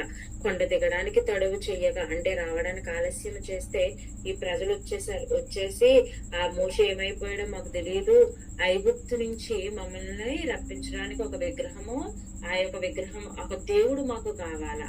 ఎంత మూర్ఖపు ప్రజలు చూడండి. ఈ నిర్గమకాండంలో ఎన్ని అద్భుతాలు చూస్తామో ఈ ప్రజల మూర్ఖత కూడా అట్టి రీతిగానే ఉంటది. ఎన్నిసార్లు చెప్పిన వీరు అన్య దేవతలు తట్టు తిరిగి దేవుణ్ణి వాళ్ళు ఎప్పటికప్పుడు ఆయనను ఆయన సన్నిధిలోని పాపం చేసిన వారిగా మిగిలిపోయేవారు. వాళ్ళు ఇప్పుడు ఇంతంతా సృష్టించి ఇంత చేసి ఆ యొక్క మోషే ఏమైపోయాడు, ఆ ఎర్ర సముద్రాన్ని దాటించినటువంటి మోషేని మర్చిపోయారు. బండ నుంచి నీళ్లు రప్పించినటువంటి మోషేని మర్చిపోయాడు. దేవుని మర్చిపోయారు వీళ్ళు. ఆ మోషే ఏమైపోయాడో మాకు తెలియదు అన్నప్పుడు ఈ అహరోను చూసారు ఏమంటున్నారు, ఆ బంగారం తీసుకురండి అని ఆ బంగారంలో ఒక తోడలా చేసి దానికి ఒక బంగారు రేకులు చుట్టేసి అలాగే దానికి బలిపీఠాన్ని కూడా కట్టేశాడంటే అహరోను. అసలు దీనికన్నా ఉండాలా? అయ్యో నా అన్న పైకి వెళ్ళాడు, నా తమ్ముడు పైకి వెళ్ళాడు, నా తమ్ముడు వెళ్ళాక దేవుడు మాట్లాడతాడు. ఆ యొక్క అనుభవం అహరోనికి ఉంది. దేవుడు మాట్లాడతాడనే అనుభవం వీళ్ళకి ఉంది. మేఘం ద్వారా వీళ్ళతో మాట్లాడేవారు. అయినా కూడా మూర్ఖులు ఏం చేశారంటే మరొక్కసారి దేవుని యొక్క హృదయంలోని ఆ యొక్క గాయాన్ని రేపిన వారయ్యారు. వీళ్ళు ఒక బంగారపు దూడని చేసి దాని మీద మరలా ఈ అహరోనే పండగ చాటింపు చేస్తాడంట. అప్పుడు తాగి ఆ యొక్క దూడ ముందు మమ్మల్ని ఐగుప్తు నుంచి, ఓ ఇజ్రాయేలు, మమ్మల్ని విడిపించినటువంటి ఈ దూడే మా దేవుడు. ఎంతలో చూడండి, వీళ్ళు బానిస బ్రతుకు అలవాటైపోయి వీళ్ళకి ఒక నాయకుడు కావాల్సి వస్తాడు ప్రతిసారి. ఎందుకంటే ఐగుప్తులు వీళ్ళ మీద నాయకత్వం చేసేవారు. ఐగుప్తు ఫరోనే రాజునే దేవుడుగా అనుకునేవారు వీళ్ళు. అలాగా వీళ్ళకి దేవుడు కావాల్సి వచ్చింది. నిజమైన దేవుడు, వీళ్ళు విడిపించిన దేవుడు యెహోవా అని మాట్లాడేవాడిని, కరుణాపీఠం దగ్గర నుంచి వీళ్ళతో కలుసుకునేవాడిని ఆయన విసర్జించి ఒక బంగారు దూడను చేయించుకొని అక్కడ చిందులు వేస్తారు. చదవండి సిస్టర్. కాగా యెహోవా మోషేతో ఇట్లా నేను, నీవు దిగి వెళ్ళుము, ఐగుప్తు దేశం నుండి నీవు రప్పించిన నీ ప్రజలు చెడిపోయిరి. ఐగుప్తు దేశం నుండి నీవు రప్పించిన నీ ప్రజలు చెడిపోయిరి. నేను వారికి నియమించిన త్రోవ నుండి త్వరగా తొలగిపోయి తమ కొరకు పోత పోసిన దూడను చేసుకుని దానికి సాగిలపడి బలి నర్పించి, ఓ ఇశ్రాయేలు, ఐగుప్తు దేశం నుండి నిన్ను రప్పించిన నీ దేవుడు ఇదే అని చెప్పుకొని రానెను. మరియు యెహోవా ఇట్లా నేను ఈ ప్రజలను చూసి ఉన్నాను, ఇదిగో వారు లోబడనొల్లని ప్రజలు. కావున నీ ఊరుకుండుము, నా కోపము వారి మీద మండును. నేను వారిని కాల్చివేసి నిన్ను గొప్ప జనముగా చేసేదనని మోషేతో చెప్పగా, మోషే తన దేవుడైన యెహోవాను బ్రతిమాలుకొని, యెహోవా, నీవు మహాశక్తి వల్ల బాహుబలము వల్ల ఐగుప్తు దేశంలో నుండి రప్పించిన నీ ప్రజల మీద నీ కోపము మండనేలా? ఆయన కొండల్లో వారిని చంపునట్లును భూమి మీద నుండి వారిని నశింపచేయనట్లును కీడు కొరకే వారిని తీసుకొని పోయినని ఐగుప్తీయులు ఏలా చెప్పుకొనవలెను? నీ కోపాగ్ని నుండి మల్లుకొని నీవు నీ ప్రజలకు ఈ కీడు చేయక దాన్ని గూర్చి సంతాపపడుము. చూసారా, ఇక్కడ దేవుడు చూశాడు. ప్రతిద కొండ మీద నుంచి దేవుడికి తెలియదు. ఆయన ఆకాశం అంతా కన్నులు వేసుకుని చూస్తున్న దేవుడు మోషేతో అంటున్నాడు, బాబు మోషే, నువ్వు త్వరగా వెళ్ళు, నువ్వు విడిపించిన ప్రజలు దూడను చేసుకొని అక్కడ నాకు లోబడినొల్లని ప్రజలు అయిపోయారు. చెప్పాను కదా ఇందాక, ఆయన గాయాన్ని మరీ రీతిగా హృదయ గాయం చేసేసారు. అసలు విడిపించింది ఎవరు? ఇప్పుడున్న ప్రజలు కూడా చాలా మంది అలాగే ఉంటారు. ఇప్పుడున్న ప్రస్తుత లోకంలో సహాయం చేసేవారిని మర్చిపోతారు. విశ్వాసము, ఆ యొక్క ఫెయిత్ లోని సన్నగిల్లిపోతారు. చేసే దేవుడిని విసర్జించేస్తారు. నా దేవుడు నాకేం చేశాడులే, నా దేవుడు నాకేం చేశాడులే అంటారు. ఇలాంటి వారిని దేవుడు చక్కటి మాటతో పిలుస్తున్నాడు, లోబడనొల్లని ప్రజలు. దేవునికి స్తోత్రం. హల్లెలూయా, హల్లెలూయా. ఈ లోబడినోళ్ళని ప్రజలను దేవుడు కోపంతో అంటున్నాడు, వీళ్ళందరినీ నేను నాశనం చేసేస్తానంటే అక్కడ మోషే అంటున్నాడు 9, 10, 11, 12 ఈ వచనాలు అండర్లైన్ చేసుకోండి. మోషే దేవుడికి చెప్తాడు, నువ్వు మహా గొప్ప దేవుడు అని చెప్పి దేవుణ్ణి కన్విన్స్ చేస్తాడు. అక్కడ రాసుకోండి, మోషే దేవుణ్ణి కన్విన్స్ చేయడము, దేవుడి యొక్క కోపాన్ని చల్లార్చడం అని బైబిల్ పక్కన అక్కడ రాసుకోండి. ఎప్పుడన్నా ఎవరన్నా అడిగితే టక్కుని వాక్యం తీయచ్చు మీరు. మోషే దేవుని కోపాన్ని చల్లార్చే ఆ యొక్క వచనం ఎక్కడుందంటే నిర్గమకాండము 32వ అధ్యాయము 9, 10, 11 వచనాల్లో రాయబడి ఉంటది. నేను నీ ద్వారా మరలా మహాసైన్యాన్ని పుట్టిస్తానంటాడు. అప్పుడు మోషే అంటాడు, వద్దు ప్రభువా, నువ్వు చేతకాని దేవుడివి, ప్రజలన్నీ చంపేసావు, నువ్వు కోపంతో ఉన్నవాడివి అని చెప్పి వీళ్ళందరూ అనుకుంటారయ్యా. వద్దయ్యా, వారిని క్షమించు, నీ కోపాగ్ని మల్లుకొని నీవు నీ ప్రజలకు కీడు చేయక దాని గురించి సంతాపపడని చెప్తాడు. ఎంత మంచి మనసు చూడండి. అందుకనే మోషేనేమంటాడు, సాత్వికమైన మనసు కలిగిన వాడు మోషే. ఒక్కసారి తెలియక ఆ ఐగుప్తీని చంపాడు తప్ప ఇంకెన్నడూ ఎవరికి కీడు చేయనటువంటి వాడు ఈ మోషే. నేను చంపేస్తానని దేవుడు అది మనం అయితే ఏమంటామో, అవును ప్రభా, భలే జరిగింది, వాళ్ళకి అలాగే జరగాలి ప్రభా, వాళ్ళందరూ చచ్చిపోవాలి ప్రభా, నిన్ను విసర్జించారు కనుక ఈ ప్రజలందరినీ చంపే ప్రభా. దేవుడు చంపడానికి రాలేదండి, ప్రజలను మార్చి పరలోక రాజ్యంలో చేర్చుకోవడానికి వచ్చాడు. హల్లెలూయా, హల్లెలూయా. పాపులను, ఆ శాపంతో ఉన్న వారిని, కీడు చేసేవారిని, ఆ ఉగ్రవాదుల్ని, టెర్రరిస్టుల్ని, ఈ RSS ఎంతమంది అయితే ఉన్నారో వీళ్ళందరినీ కూడా మార్చడానికి వచ్చాడు ఆయన. అంతే తప్ప వాళ్ళని చనిపోయడానికి కానీ చంపమండానికి కానీ ఆయన ఎన్నడూ రాలేదు. ఆయన మోషే చెప్తున్నాడు దేవుడికి, సంతాపపడు, నీ కోపం చల్లార్చుకోవయ్యా, మహా ఉద్రేకముతో ఉన్నావు. కానీ ఇక్కడ దేవుడికి మోషే చక్కగా మాట్లాడుతున్నాడు. ఏమనంటే, దేవుడైన యెహోవా బ్రతిమాలుకొని, నీవు మహాశక్తి వలన, బాహుబలం వలన ఐగుప్తు దేశంలో, ఆయనకు తెలియదా ఆయనకు మహాశక్తి ఉందని తెలియదా, ఆయనకు బాహుబలం ఉందని యెహోవాకు తెలియదా?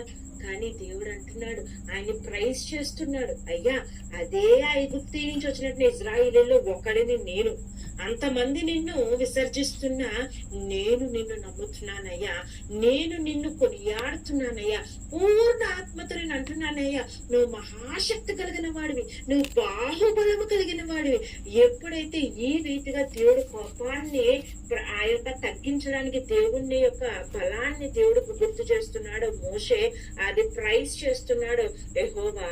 మోషే మాట ఆలకిస్తాడు. మనము కూడా ఏదన్నా మహా ఉద్రేకంతో దేవుడు మన మీద కోపం చూపించినప్పుడు, ఏంటి నువ్వు ఉన్నావా, అసలు నువ్వు ఉంటే వస్తావా, నువ్వు తొలిపే తీయట్లేదు, నీ సన్నిధానానికి ఇన్ని రోజులు వచ్చాను, నీకు ప్రార్థన ఇన్ని రోజులు చేశాను, నాకేం చేస్తావు, నువ్వు ఉన్నావా అంటే అప్పుడు దేవుడు అనుకుంటాడు, అవునరా బాబు, నేను ఉన్నానో లేనో నీకే తెలుసు, సరే నీకు ఏ కార్యం చేయలేదు అంటున్నావు కాబట్టి ఇంకా నేను చేయను అంటాడు. కానీ మనం అలా వెళ్ళకూడదు. ఏమనాలంటే దేవుని సన్నిధికి వెళ్ళి, అయ్యా నీ బాహుబలము గొప్పదయ్యా, నీ కృప గొప్పదయ్యా, నిన్ను పాపంలో ఉండగానే నువ్వు ఎంచుకున్నావయ్యా, నా తల్లి గర్భంలో ఉండగానే నువ్వు నన్ను నిర్మించుకున్నావయ్యా, అయ్యా నన్ను రక్షించవయ్యా, అయ్యా ప్రభువా తండ్రి, నువ్వెన్నో కార్యాలు చేసావయ్యా, నువ్వు ఎంతో చెప్పావయ్యా నాకు, అయ్యా నన్ను మరణ పడక నుంచి లేవనెంతో, ఈ సమస్య ఒక గొప్ప సమస్య కాదయ్యా, అది నీ దృష్టికి చాలా చిన్నదయ్యా, ప్రభువా నన్ను జ్ఞాపకము చేసుకో అన్నప్పుడు ఆయన అనుకుంటాడు, నేను ఏ పని చెయ్యకపోయినా నన్ను ఈ బిడ్డ కొనియాడుతుంది కనుక ఖచ్చితంగా ఈ బిడ్డకి ఏదో ఒక పని నేను చెయ్యాలని చెప్పి ఆయన మీరు చేస్తున్న ప్రార్థన, మీరు వేస్తున్న ధూపము ఆయన సన్నిధికి ఇంపైన సువాసనగా చేరి ఆయన అవును ఆమెను అంటాడు. ఈ రోజు మీరు చేస్తున్న ప్రార్థన ఆయన సన్నిధికి ఇంపైన సువాసనగా చేరునుగాక. ఆమేన్. చదవండి సిస్టర్.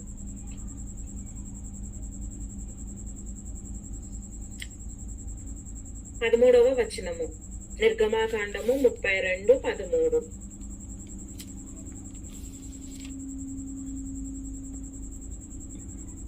స్వప్న సిస్టర్ మీరన్నా చదవండి. నీ సేవకులైన అబ్రహామును, ఇస్సాకును నేను చదివేస్తాను. ఇశ్రాయేలును జ్ఞాపకం చేసుకొనుము. ఇక్కడ దేవుడు ఆయన కన్విన్స్ చేస్తున్నాడు, కన్విన్స్ చేస్తున్నాడు. ఏమన్నంటే, అయ్యా నీ సేవకులైన అబ్రహామును జ్ఞాపకం చేసుకో, ఇస్సాకును జ్ఞాపకం చేసుకోవయ్యా, వాళ్ళని జ్ఞాపకం చేసుకొని నువ్వు ఈ బిడ్డలను కాపాడమని ఆయన ఈ యొక్క మూర్ఖులైన ఆ యొక్క దేవుడికి విననొల్లని లోబడిని ప్రజల తరపు నుంచి మోషే దేవుని వేడుకుంటున్నాడు. చదవండి సిస్టర్. నీవు వారితో ఆకాశ నక్షత్రముల వలె మీ సంతానం అభివృద్ధి చేసి నేను చెప్పిన ఈ సమస్త భూమిని మీ సంతానములకు ఇచ్చేదననియు వారు నిరంతరము దానికి హక్కుదారులగుదురనియు వారితో నీ తోడని ప్రమాణం చేసి చెప్పితివనెను. అంతటి యెహోవా తన ప్రజలకు చేసేదనని చెప్పిన కీడును గూర్చి సంతాపపడెను. మోషే శాసనములు గల 2 పలకలను చేపట్టుకొని ఒక కోవనెంట్ ఏదైతే కోవనెంట్ ఉందో, నేను ఆకాశ నక్షత్రాల వలె సమస్త ఇసుక రేణువుల వలె నీ ప్రజలను చేస్తాననే కోవనెంట్ని, ఒక నిబంధనని దేవుడికి జ్ఞాపకం చేస్తున్నాడు. మనము కూడా ప్రార్థన చేసుకునేటప్పుడు దేవుని సన్నిధికి వెళ్ళేటప్పుడు దేవునికి మనకి మధ్య ఒక కోవనెంట్ ఉండాలి, ఒక నిబంధన ఉండాలి.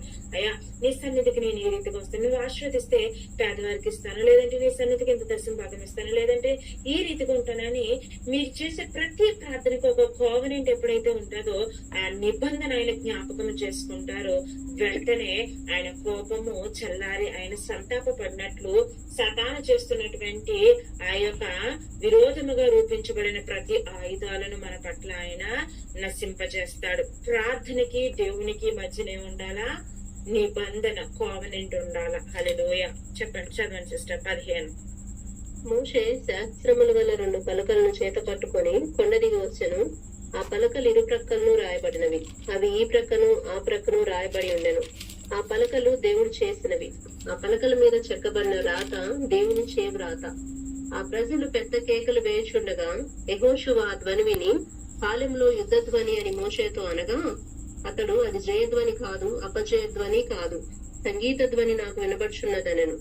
అతడు పాలెంలోకి సమీపింపగా ఆ దూడను వారు నాట్యమాడుటను చూసెను. అందుకు మోషే కోపం మండెను. అతడు కొండ దిగువను తన చేతుల్లో నుండి ఆ పలకను పడవేసి వాటిని పగలగొట్టెను. మరియు అతడు వారు చేసిన ఆ దూడను తీసుకొని అగ్నితో కాల్చి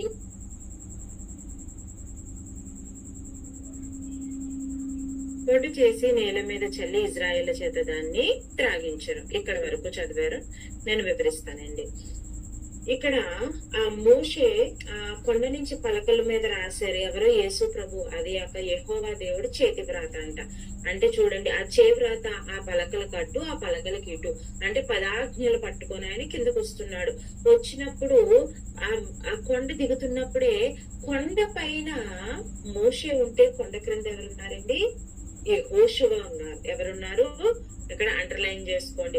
దేవుడి యొక్క సన్నిధానానికి మోషే పైకి వెళ్తే ఆయన అనుచరుడు, ఆయన అనుసరించేవాడు యెహోషువ ఎక్కడున్నాడు? కొండ క్రింద ఉన్నాడు. ఆ 40 రోజులు కూడా ఆయన అక్కడ ఏమి తినకుండానే ఉన్నాడు ఆయన కూడా. అందుకనే మోషే తర్వాత ఎవరిని ఎంచుకున్నాడు దేవుడు? యెహోషువ ఎంచుకున్నాడు. అయితే ఈ కొండ దిగినే అతను అంటున్నాడు, బాబోయ్ ఏవేవో జయధ్వను అపజయధ్వను నాకు వినిపిస్తుంది. అంటే యుద్ధం వచ్చేసింది మోషే, మన ప్రజలు యుద్ధము చేస్తున్నారేమో అంటుంటే మోషే అంటాడు, అది అపజయధ్వని కాదు, జయధ్వని కాదు, సంగీత ధ్వని. వీళ్ళు ఏం చేస్తున్నారు? ఆ తమ్మురు సితార్లు అట్టుకొని నాట్యము చేస్తూ ఆ దూడ చుట్టూ తిరుగుతున్నారు, దూడ చుట్టూ నాట్యం ఆడుతున్నారు. ఆ యొక్క విగ్రహం చుట్టూ తిరుగుతూ వీరి యొక్క జీవితాన్ని ఆ యొక్క అగ్నిలో పడివేసుకోవడానికి వీళ్ళు ఆతృత పడుతున్నారు. ఎందుకని? ఎవరైతే అన్ని దేవతల చుట్టూ వెళ్తారో అక్కడ ఎప్పుడు ఏం జరుగుతుంది? మరణ శిక్ష, మరణం వచ్చేస్తుంది. అది వీరికి తెలుసు. అయినా కూడా దూడను పూజించారు. అది వెళ్ళి డాన్సులు వేస్తున్నారు అని చెప్పి చూసినప్పుడు పైన చూడండి, దేవుణ్ణి చల్లార్చి వచ్చిన మోషే అక్కడ ఈ పరిస్థితిని చూసి కోప్పడిపోతాడు. దేవుణ్ణి చల్లార్చి, ప్రభువా నువ్వు మహా శక్తి కలిగిన వాడివి, నువ్వు మహా యొక్క బాహుబలం కలిగిన వాడివి అంటే దేవుడు వాళ్ళు చేయవలసిన కీడు చేయకుండా సంతాపపడినని ఉంటది. ఎంత మంచి మాట అంటే, కీడుని ఆశీర్వాదంగా మార్చి దేవుణ్ణి అక్కడ కూల్ చేసి ఇక్కడికి వచ్చి రగిలిపోతాడు. ఎందుకంటే మాట్లాడే దేవుణ్ణి విడిచిపెట్టి మాట్లాడిన దూడకు వెళ్ళు మొక్కుతున్నారు. ఆ యొక్క హృదయం ఎంతో కలిచి వేసినప్పుడు ఆ పలకలనతన కిందకేసి నేల కొట్టగానవి పగిలిపోతాయి అన్నమాట. ఆ దేవుడు వ్రాత అక్కడ పగిలిపోయింది, ఆజ్ఞలు పగిలిపోయినాయి. అప్పుడు మోషే లెగిసి కోపంతో వీళ్ళందరినీ కూడా అక్కడ చేతుల్లోంచి పలకలను పడివేసి పగలగొట్టి అతడు వారు చేసిన దూడను తీసుకొని ఆజ్ఞతో కాల్చి పొడి చేసి నీళ్లను చల్లి ఇజ్రాయేలీల చేత దాన్ని త్రాగించెను. ఆ యొక్క బూడిదని, ఆ యొక్క దూడ యొక్క బూడిదని, వారు చేసిన పాపాన్ని వారితోనే ఆ యొక్క నీటితో కలిపి తాగించాడంటే. చదవండి సిస్టర్. అప్పుడు మోషే నీవు ఈ ప్రజల మీదకి గొప్ప పాపము రప్పించినట్లు వారు నిన్ను ఏమి చేసిరని అహరోను అడగగా, అహరోను, నా ఏలినవాడ, నీ కోపము మన్ననీయకుము. ఈ ప్రజలు దుర్మార్గులను మాట నీవు ఎరుగుదువు. వారు మాకు ముందర నడుచుటకు ఒక దేవతను చేయుము. ఐగుప్తులో నుండి మమ్మల్ని రప్పించిన వాడిది మోషే ఏమాయనో మాకు తెలియదండ్రి. అందుకు నేను ఎవరి యొద్ద బంగారం ఉన్నదో వారు దాన్ని ఊడతీసి తెండని చెప్పి తిని, నేను దాన్ని అగ్నిలో వేయగా ఈ దూడ ఆయనను. ప్రజలు విచ్చలవిడిగా తిరుగుట మోషే చూసెను. వారి విరోధంలో వారికి ఎగతాళి కలుగునట్లు అహరోను విచ్చలవిడిగా తిరుగుటకు వారిని విడిచిపెట్టి ఉండెను.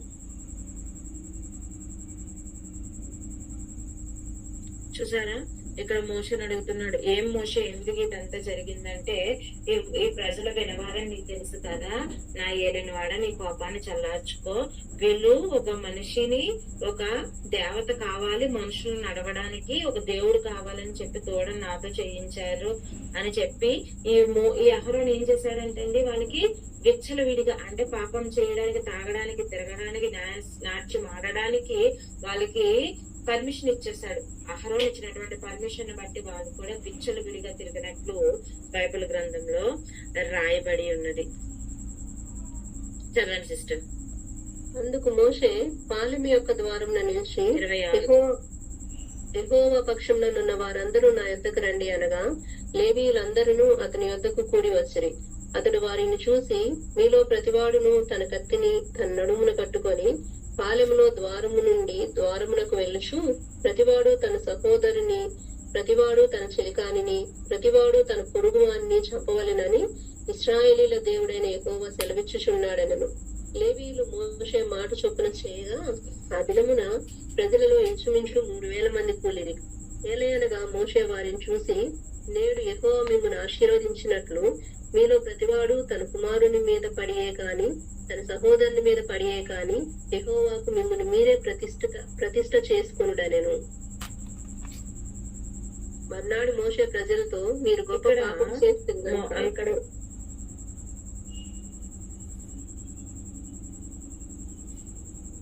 యెహోవా ఎద్దుకు కొండ ఎక్కి వెళ్ళదను, ఒకవేళ మీ పాపమునకు ప్రాయశ్చిత్తం చేయగలనేమో అనను.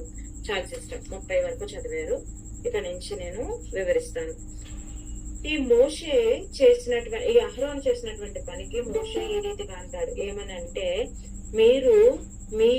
ఎవరు యెహోవా తరపున ఉంటారో వారు రండి అనగానే లేవీయులందరూ కూడా మోషే వైపుకి వచ్చేస్తారనమాట. అప్పుడు వాళ్ళు, మీ నడుముకున్న కత్తిని తీసుకొని విచ్చలు విడిగా పాపం చేసినటువంటి వారిని, మీ సహోదరిని ఎవరైతే దేవుడి పక్షాన్ని ఉండకుండా దూడ పక్షాన్ని వెళ్ళారో వాళ్ళందరినీ చంపేయమని చెప్తాడనమాట.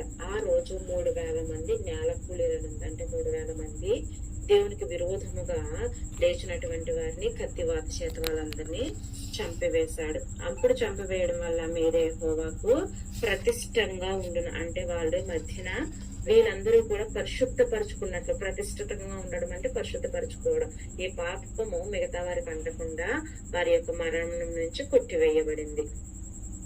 అప్పుడు మరలా మోషే అంటాడు, ఏమనంటే, నేను మరలా పైకి వెళ్తాను, మరలా దేవుడు మీరు చేసిన పాపానికి ఆయన ఏ శిక్ష విధిస్తాడో చూద్దామని చెప్పి మరలా అక్కడి నుంచి మోషే బయలుదేరుతాడు.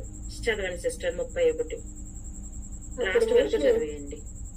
అప్పుడు మోషే యెహోవా యొద్దకు తిరిగి వెళ్ళి, అయ్యో, ఈ ప్రజలు గొప్ప పాపం చేసిరి, వారు బంగారు దేవతను తమ కొరకు చేసుకొనిరి.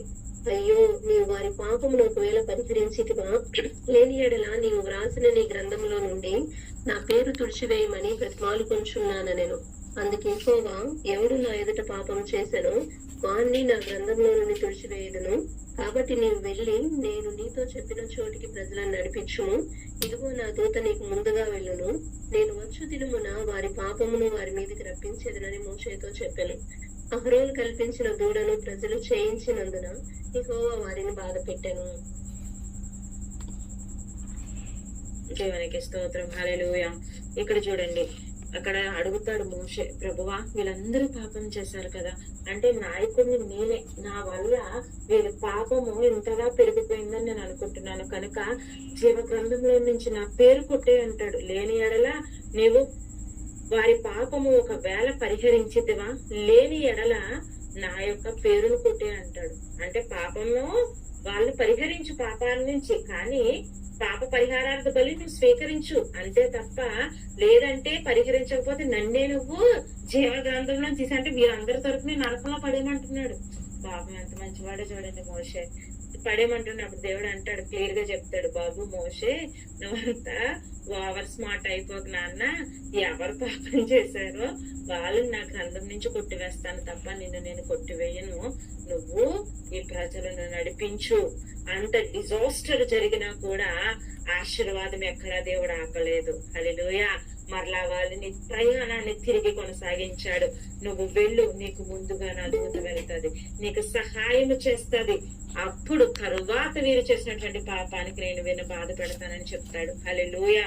అంటే వారు చేసినటువంటి ప్రతి ఒక్క పాపాన్ని దేవుడు ఆ యొక్క సన్నిధానంలో మోషే చెప్పినట్లు జ్ఞాపకం చేసుకొని వారిని క్షమించి, అలాగే పాపం చేసిన వారు అప్పటికే 3,000 మంది మరణించినట్లు అక్కడ రాయబడి ఉంది కనుక వీరి ప్రయాణాన్ని కొనసాగించేవారు. హల్లెలూయా. ఇప్పుడు అలాగైతే ఎంతమంది కొట్టివేయబడాలో జీవగ్రంథం నుంచి, ఎంతమంది పాపంలో పడిపోయారు, ఎంతమంది, కానీ యేసు